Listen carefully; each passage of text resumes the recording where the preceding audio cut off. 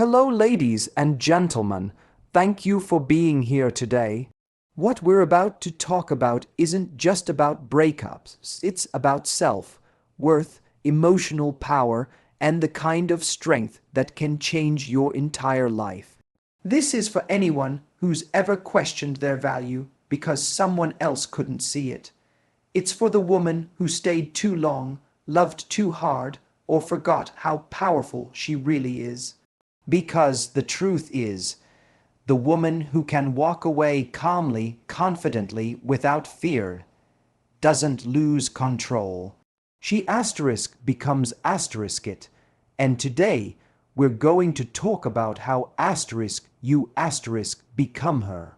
You see, the reason so many people stay stuck in relationships that aren't good for them is because they haven't built a solid foundation of self-worth.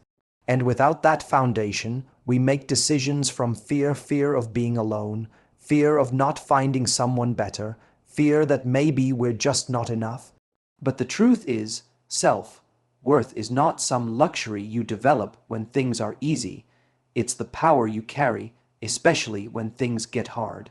It's the voice inside you that says, "I deserve better," even when every part of you wants to stay. When a woman truly understands her worth, she stops asking, "Why doesn't he want me?" and starts asking, "Why would I want someone who can't see my value?" That shift in mindset is everything. Because the moment you tie your value to how someone else treats you, you've handed over your power. But when you anchor your worth in something deeper, in your integrity, in your standards, in the love you give, in the life you're building, you become unshakable. And it's not about pretending to be strong. It's about being real enough with yourself to say, "This hurts, but I love myself too much to stay where I'm not seen." That level of honesty is rare, but it's where real confidence begins. Confidence isn't loud, it's quiet. It shows up in your decisions, not in your words. It's in the moments you choose not to reply to the person who only reaches out when it's convenient. It's in the silence you hold when you know that begging for clarity from someone who already knows what they want to do isn't worth your energy.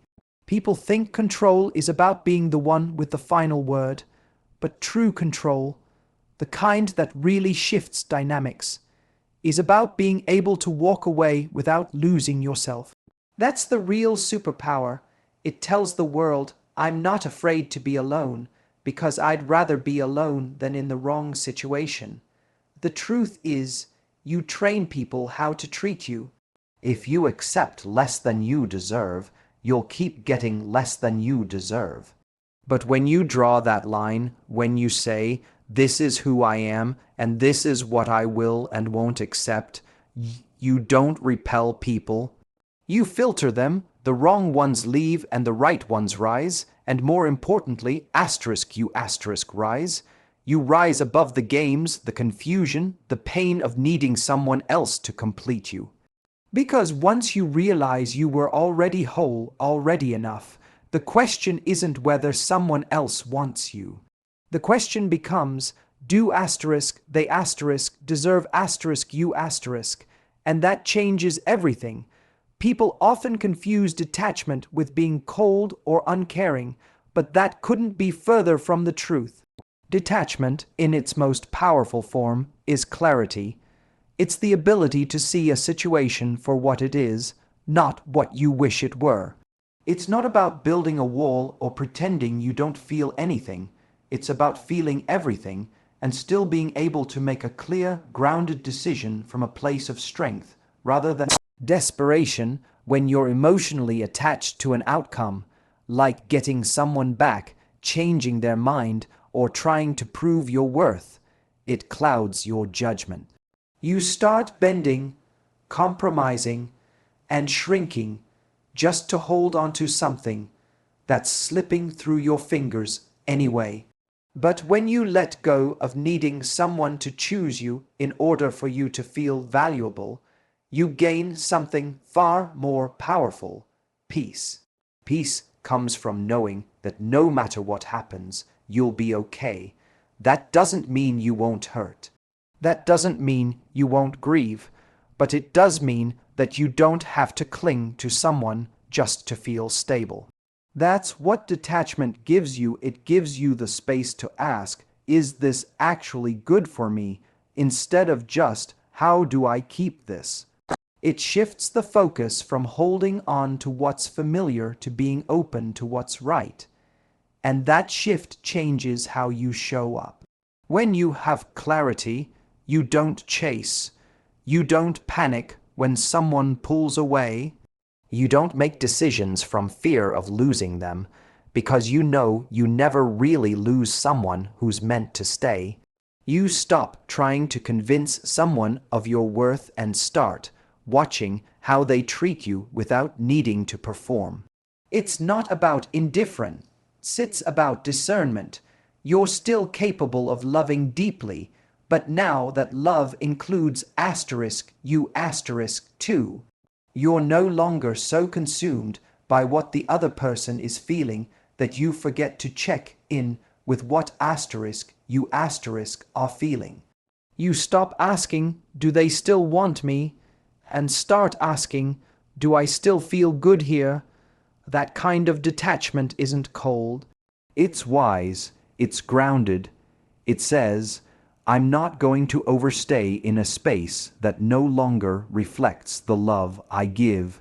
It gives you the clarity to recognize when the relationship stopped growing, when the energy stopped flowing both ways, when the words no longer align with the actions. And most importantly, it gives you the courage to walk when staying would cost you your peace. That's what makes detachment powerful. It's not a lack of love. It's the presence of self-respect. Because once you see things clearly, you realize you don't need to hold on to anything that doesn't hold you back with equal strength. One of the biggest fears people carry in relationships is that walking away means losing, that if you leave, you've failed, that if you don't keep fighting for someone's attention, you're giving up. But here's the truth, walking away doesn't create loss. It creates respect. Not just from the other person, but more importantly, from yourself. Because walking away isn't a sign that you didn't care. It's a sign that you cared enough about yourself to stop begging for what should have been freely given. There's a difference between someone needing time to grow and someone refusing to meet you where you already are.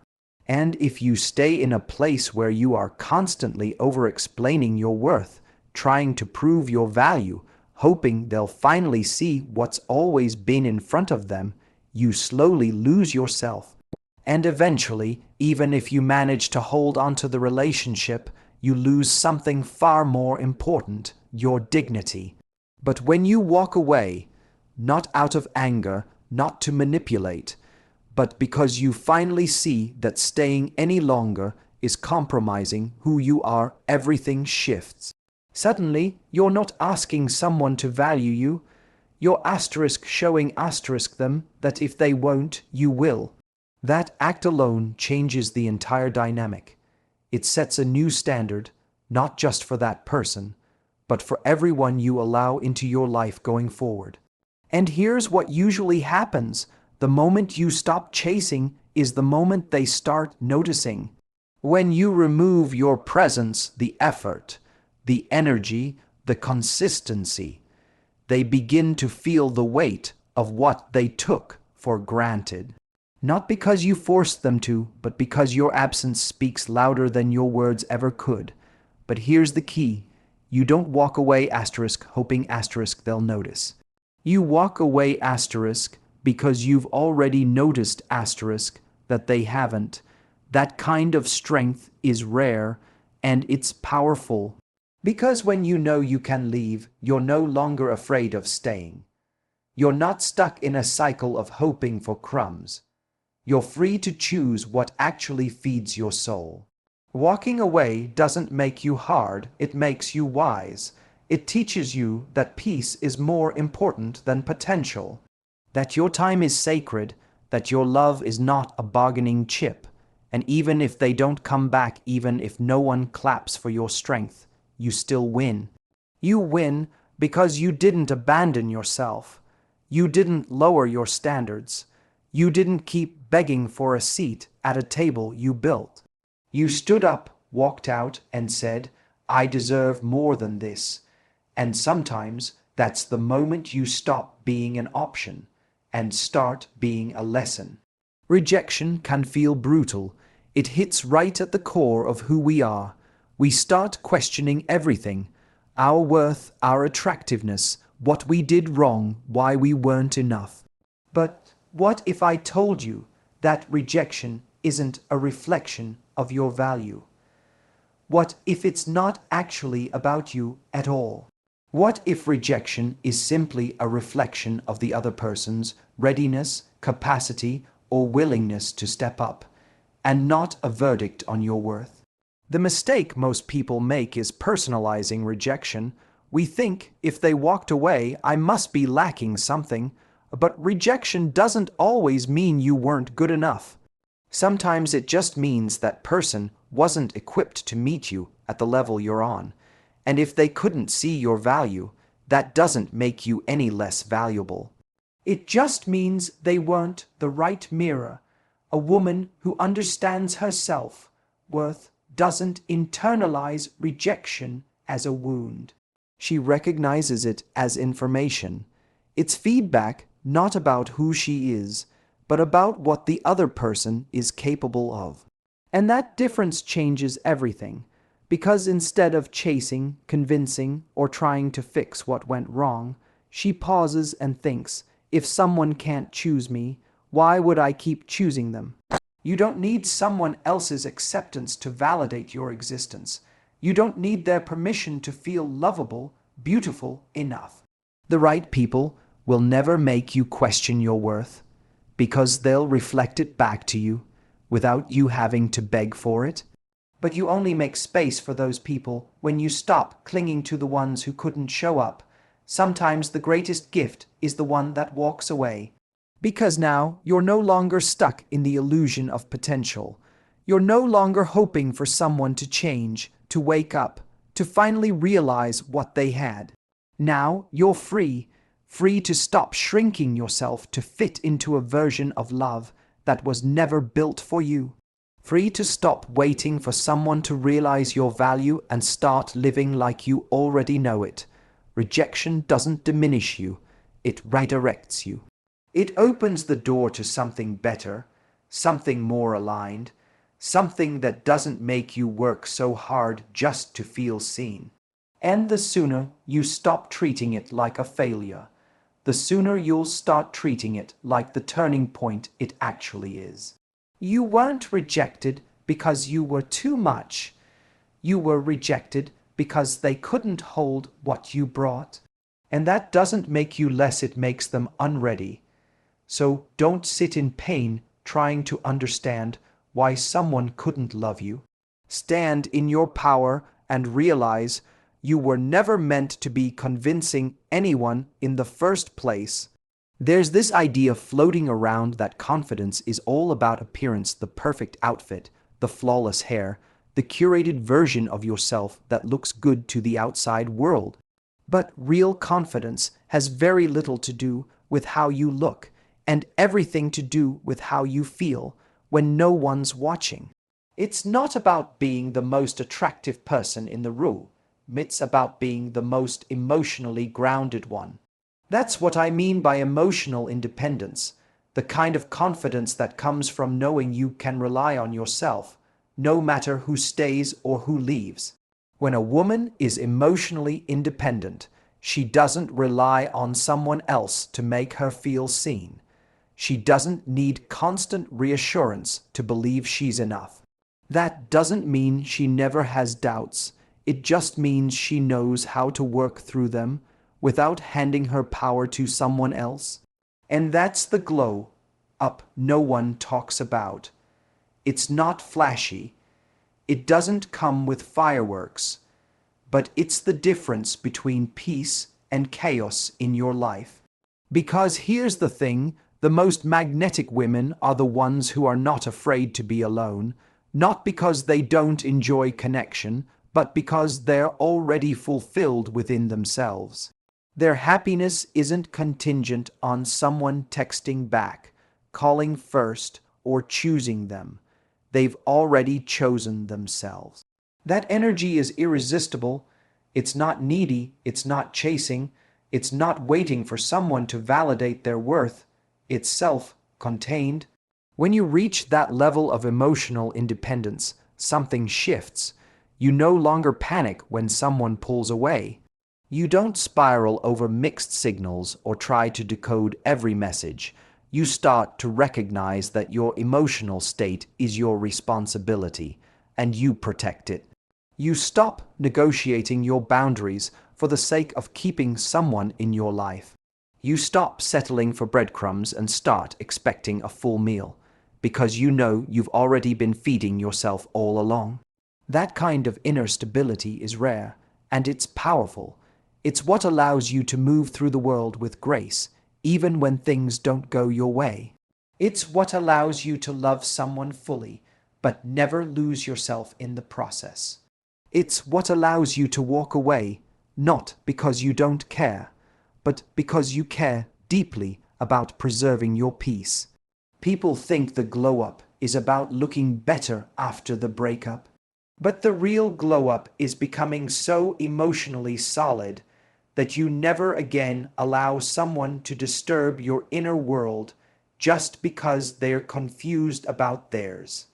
It's learning to sit with your feelings without being ruled by them.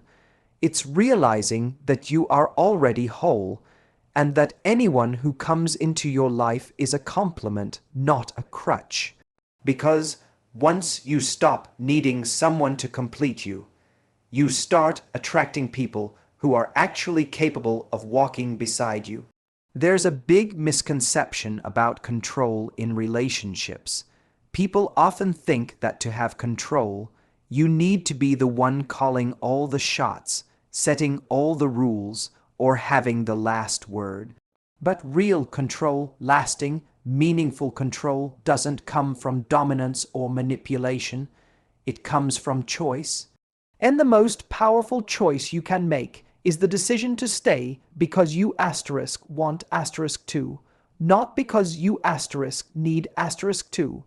The moment you can walk away is the moment you're truly in control.